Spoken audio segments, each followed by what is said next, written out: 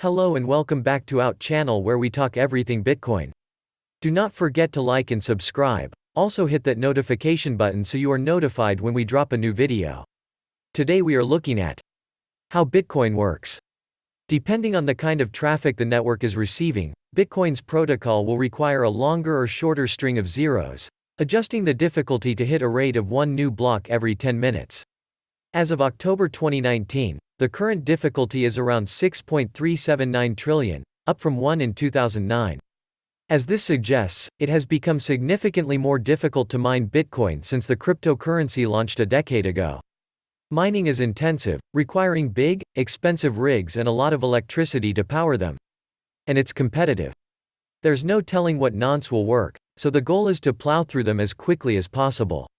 Early on, miners recognized that they could improve their chances of success by combining into mining pools, sharing computing power and divvying the rewards up among themselves.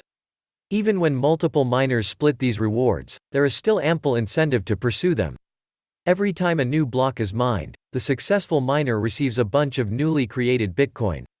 At first, it was 50, but then it halved to 25, and now it is 12.5, about $119,000 in October 2019. The reward will continue to halve every 210,000 blocks, or about every 4 years, until it hits zero. At that point, all 21 million bitcoins will have been mined, and miners will depend solely on fees to maintain the network. When Bitcoin was launched, it was planned that the total supply of the cryptocurrency would be 21 million tokens. The fact that miners have organized themselves into pools worries some. If a pool exceeds 50% of the network's mining power, its members could potentially spend coins, reverse the transactions, and spend them again. They could also block others' transactions. Simply put, this pool of miners would have the power to overwhelm the distributed nature of the system, verifying fraudulent transactions by virtue of the majority power it would hold. That could spell the end of Bitcoin, but even a so-called 51% attack would probably not enable the bad actors to reverse old transactions, because the proof of work requirement makes that process so labor-intensive. To go back and alter the blockchain, a pool would need to control such a large majority of the network that it would probably be pointless. When you control the whole currency, who is there to trade with? A 51% attack is a financially suicidal proposition from the miner's perspective. When Gash.io, a mining pool, reached 51% of the network's computing power in 2014, it voluntarily promised to not exceed 39.99% of the Bitcoin hash rate in order to maintain confidence in the cryptocurrency's value. Other actors, such as governments, might find the idea of such an attack interesting, though. But, again, the sheer size of Bitcoin's network would make this overwhelmingly expensive, even for a world power. Another source of concern related to miners is the practical tendency to concentrate in parts of the world where electricity is cheap, such as China, or, following a Chinese crackdown in early 2018, Quebec. Bitcoin transactions for most individuals participating in the Bitcoin network, the ins and outs of the blockchain, hash rates and mining are not particularly relevant.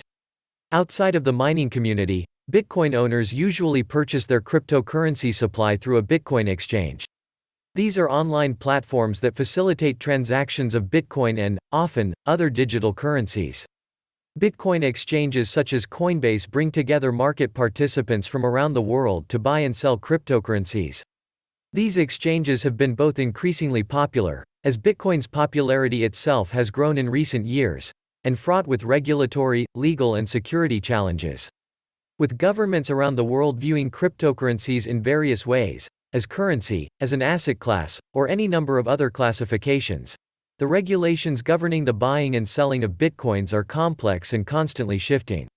Perhaps even more important for Bitcoin exchange participants than the threat of changing regulatory oversight, however, is that of theft and other criminal activity. While the Bitcoin network itself has largely been secure throughout its history, individual exchanges are not necessarily the same. Many thefts have targeted high-profile cryptocurrency exchanges, oftentimes resulting in the loss of millions of dollars worth of tokens.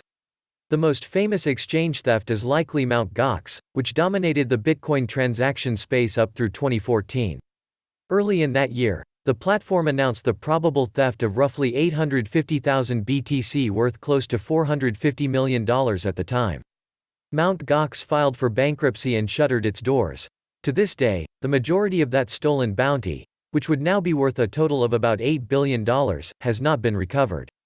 Keys and wallets. For these reasons, it's understandable that Bitcoin traders and owners will want to take any possible security measures to protect their holdings.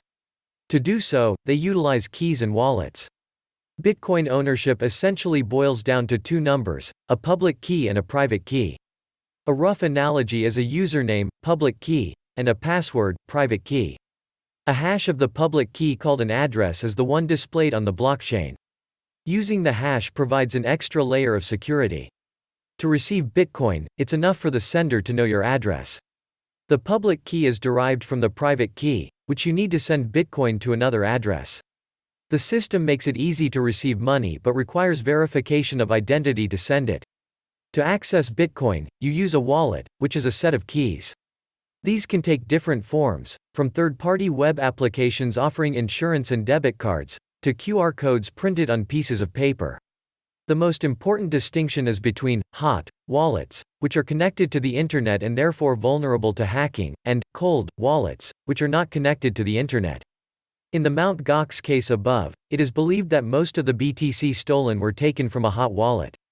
Still, many users entrust their private keys to cryptocurrency exchanges, which essentially is a bet that those exchanges will have stronger defense against the possibility of theft than one's own computer.